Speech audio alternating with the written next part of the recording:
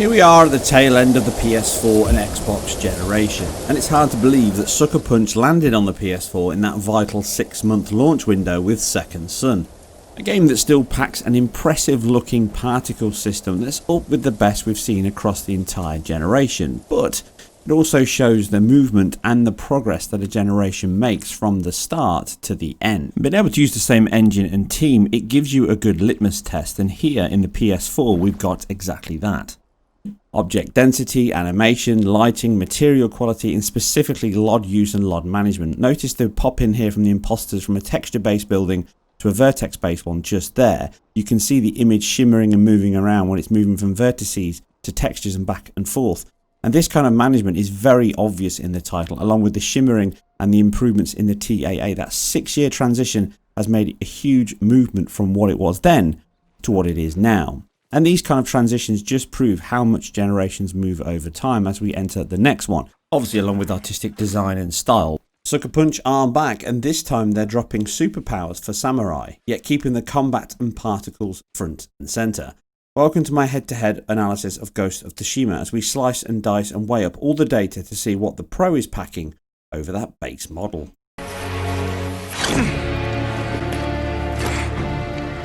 I have come to avenge his honor.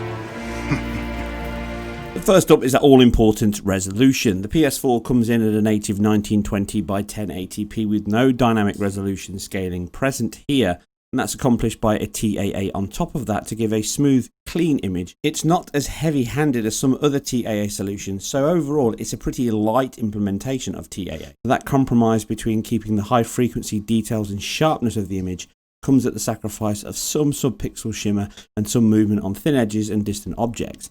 The PS4 Pro has two modes.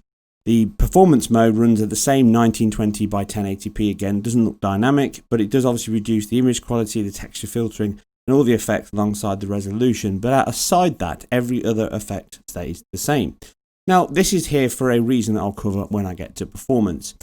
The other version is the full resolution mode, and that's 3200 by 1800. Now, it does look to be using a checkerboard solution to get there, as you can see some checkerboard edges, some dithered patterns, but again, the per object motion blur as a whole does tend to use a stochastic sample range, so it's a combination of the two, but there are some camera cuts and some sections where it does look like a checkerboard implementation is in place to achieve the image quality. And it's very clean, it's very sharp, and it definitely looks excellent on a 4K screen. It's a recommended mode that I would play it in unless you get to certain points where I'd flick it over to frame rate mode, very similar to Horizon Zero Dawn in fact. Early on in the game, you haven't played very far, you think it's perfect and there's no problems with it, but once you get further into the game, you see why the developers put the mode in. And that really brings us to the performance section, which I'll touch on in a moment. The last thing between the two versions is shadow cascade ranges are slightly further out on the Pro than they are on the base PS4. Very, very minor, but they're slightly higher resolution as well due to the filter applied to them at a higher resolution. But that's true of everything, so that also includes depth of field and other post effects are slightly higher sample, including screen space reflections. The one change is the adaptive tessellation that's used on the height maps isn't present on the PS4 mode. You can see an example of it on screen here. Some of the rocks, some of the edges, it isn't present. The parallax occlusion mapping is still there because it's a core element of the title in terms of footprints and skid marks when you're fighting people. No, not those kind of skid marks. But that's a great implementation, and the adaptive tessellation is very minor, but you can notice it at certain points. The only other thing I notice as well is the particle system does look subtly pared back on the PS4 to the Pro. It is a GPU-based particle system for the Sucker Punch engine, so it makes sense if they cut it back. It's very minor. But when the game is swamped with particle effects, smoke, alphas, everything else, it can affect the performance more. And the Pro slightly is better than the base PS4 at 3200 by 1800 compared to 1080p. But it's minor. But if you do go to that frame rate mode, then I didn't find any drops or issues at all. So it's definitely worth having.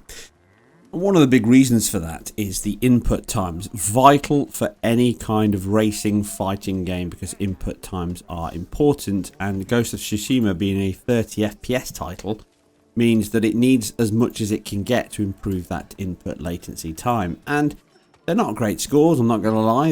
It comes in with a best time of around 100 milliseconds and a worst of around 138. The average, mean, is 119 milliseconds, but The thing there is, it all depends on the version and where you are in the game. When you're getting drops, when you're getting dipped, as you see here quite often on the PS4, this means that it is reduced, and that means that sometimes you can feel as if the block or the attack didn't quite run at the same rate you press the button. It's very minor, but it can happen.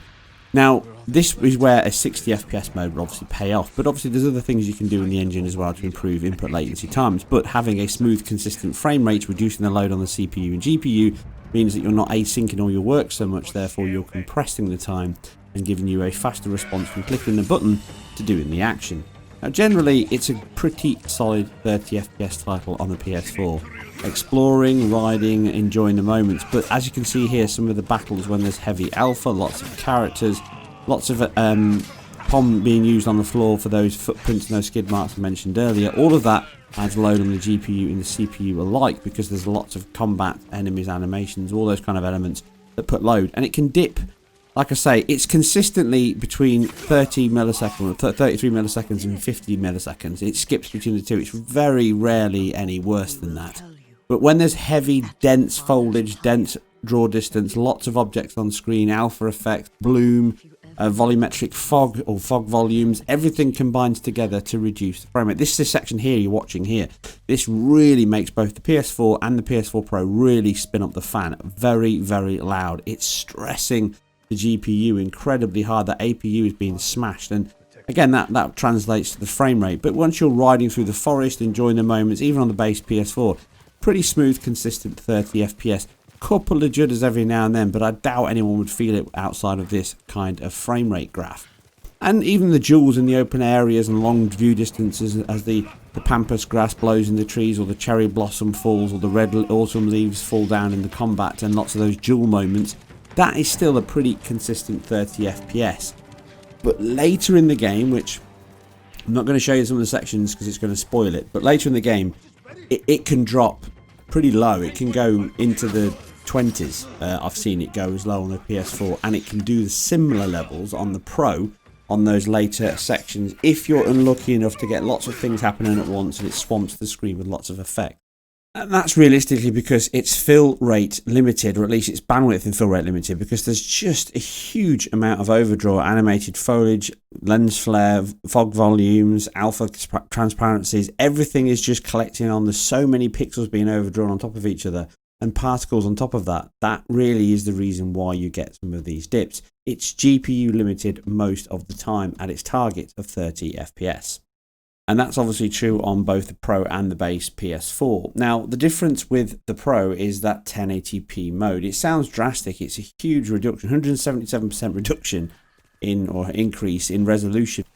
Just a little over 2 million pixels to almost 6 million pixels. So it's a sizable increase. Checkerboard rendering does help that, and that explains the gap because there's not 177% improvement in GPU throughput. So that checkerboard solution is pretty much nailed on due to the fact that they're pushing it so hard. But that also means that both consoles suffer equally, and that's why they perform almost identical between the base model and the 3200 model when you compare them in certain sections. It's slightly better on the PS4 Pro, ever so slightly, but as you can see here, general gameplay in the worst sections, you're dropping a couple of frames every now and then consistently into the 27-28 FPS, much as that means. But it's not consistently bad. There's just elements like here where there's lots of overdraw, lots of foliage, lots of shadow maps, everything being drawn a lot. That does tend to cause some of these dips, but the later sections can be worse.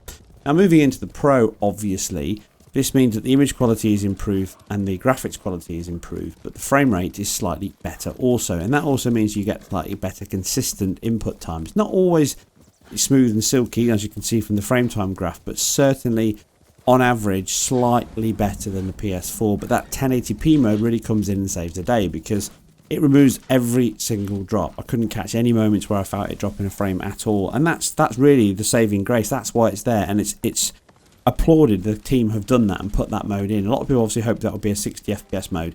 I think that would then become a CPU limited situation on both consoles because there's quite a lot going on. Even at 1080p on the Pro, I think it probably would struggle. Otherwise, they probably would have put it in. So it isn't the best way to play this game at a fluctuating frame rate because of the fact that input times and control is so important to how you play the game in combat all the time. And therefore the 1080p mode is one that I would use quite often.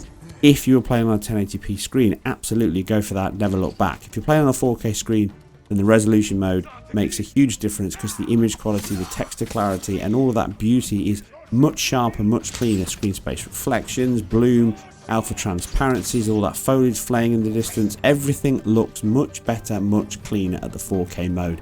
And it's the one I would recommend to play on a 4K screen 90% of the time.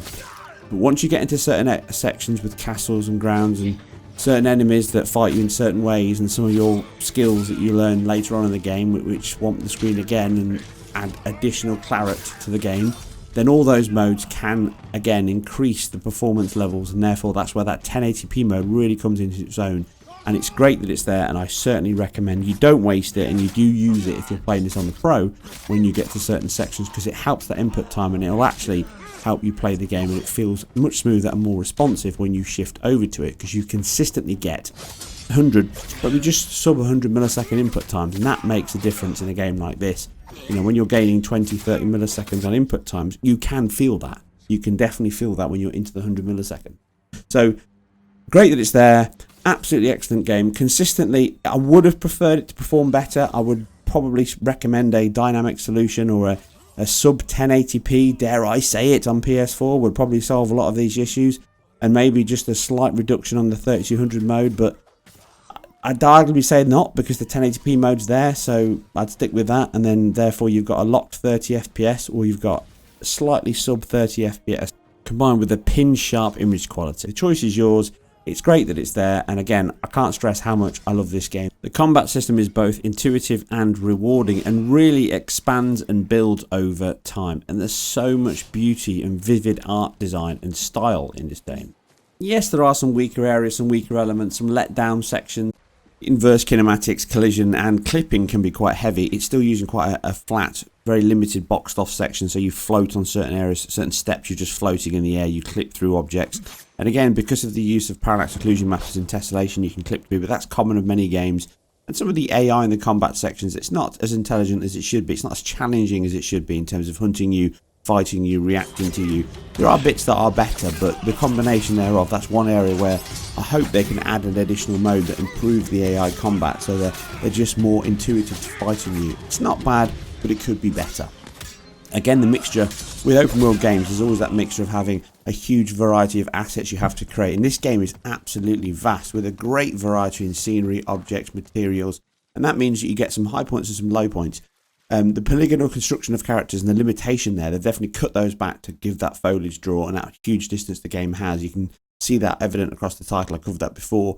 But again, some of the assets are some really high quality assets. There's some lower quality assets. It's a pretty small game in modern terms. It's around 40 gigabytes download. The fact that there's so much density here, that the texture quality and materials sometimes can look a little weaker, so the inconsistency, but again, it's an open world game. I've never known an open world game that's not had this level of inconsistency. Maybe aside Rockstar, but not every studio has the kind of budget, time and team that they have.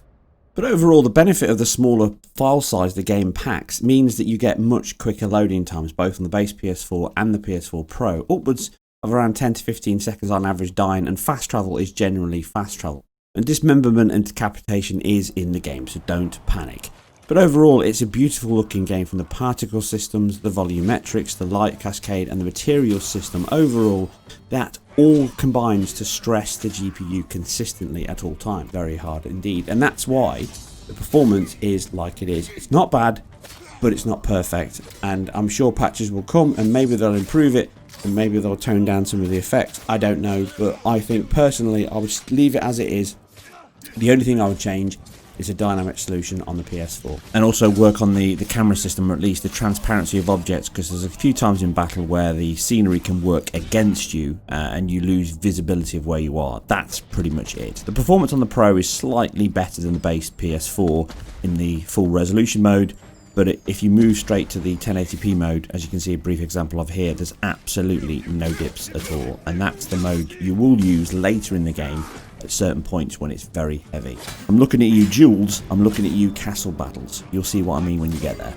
Anyway, that's it. I'm out. I hope you enjoyed this and my other in-depth look at the beauty of the game itself and the Sucker Punch engine, and how great Ghost of Tsushima is. If you don't and haven't played this, I recommend you do if you like combat, exploration and open world games. It's very Far Cry-y, it's very Assassin's Creed-y, but more polished, more stylized, and it's got a great story. Some weaker points, but certainly one I would recommend. Anyway, I'm out. If you like this or anything else, please like, subscribe and share where appropriate.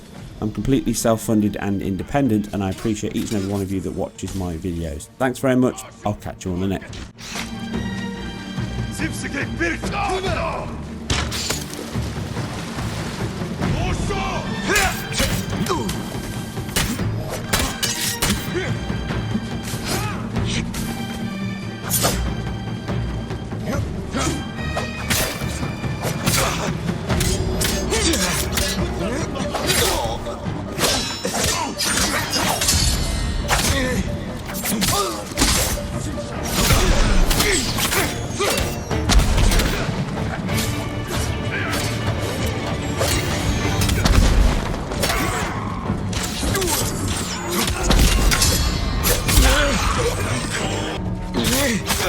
Ugh!